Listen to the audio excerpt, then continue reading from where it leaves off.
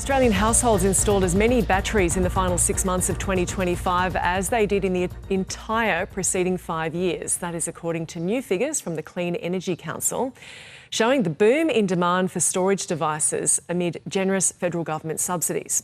So let's get more on this from National Spokesperson for the Clean Energy Council, Chris O'Keefe. Chris, welcome. Thank you for your time this morning. Now, we know the uptake of batteries, it was there and increasing, but these government subsidies, they really boosted this. So just how extensive has this uptake been?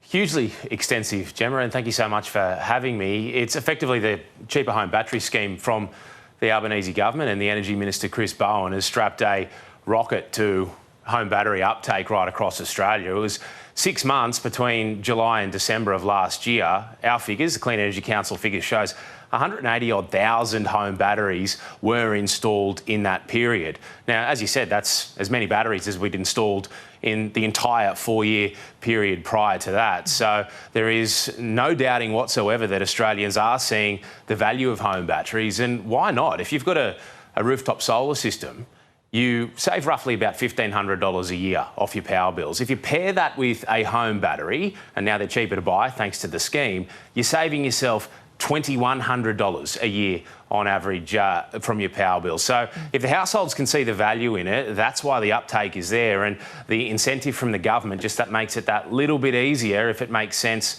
for the individual family budget. Speaking of solar and uptake, it's said that Australians may have reached a tipping point on the uptake of rooftop solar. What do you mean by that? Well, it's the first time in many, many years that installations of rooftop solar has ticked under 300,000 units a year. It's still 250,000 installations for 2025. 250,000 Australian households decided to plonk rooftop solar on the roof of their home. So it's not like it's slowing down to the point of a drip feed, but there is some questions and there's some advocacy that the Clean Energy Council is doing about what the next frontier is for rooftop solar. 4.2 million Australian households have already installed it. So now we've got to look at, okay, what do we do for renters? What do we do for public housing tenants? How do we make people who live in apartment blocks and navigating the issues with strata? How do we make it easier for people to clearly install rooftop solar and see the benefits that homeowners are clearly seeing? But, you know, if we're looking at 4.2 million Australian households with rooftop solar, still 250,000 was installed last year. It's not slowing down. It is a national triumph, our uptake of rooftop solar. Per capita, we're probably the best in the world, Australia. So that's something that we should be proud of. And the reason people are doing it, Gemma, is because it saves them money on their bills. And as we consider answers to the questions you just outlined there, just to give a lay of the land, how big a player is rooftop solar now, in the country's electricity system as a whole? It's monstrous. If we look at the recent heat waves, especially in Victoria that we saw just last week, we saw temperatures sort of 45, 46, even knocking on the door of 50 degrees Celsius in some parts of the eastern seaboard. And heat waves are really a stress test for the energy system. Traditionally, that's the orthodoxy. It's a stress test. If it gets really hot, will the energy system and our electricity grid cope?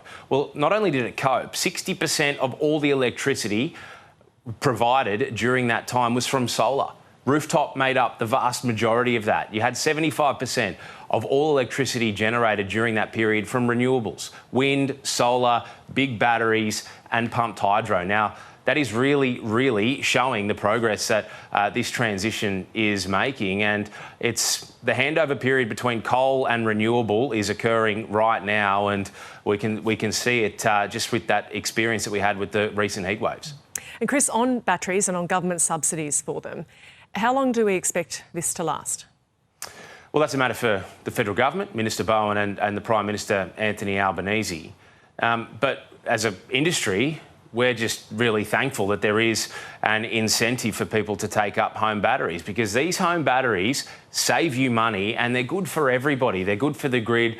They're good for Australia when we're sucking up all this excess rooftop solar and storing it for use in the evening peak. And really, like we saw with rooftop solar, those incentives are very important to see broad uptake at scale, and whether or not they continue past the end date that the Albanese government has set is ultimately up to the federal government. But as an industry, anything that can get more batteries in people's homes, we're supportive of.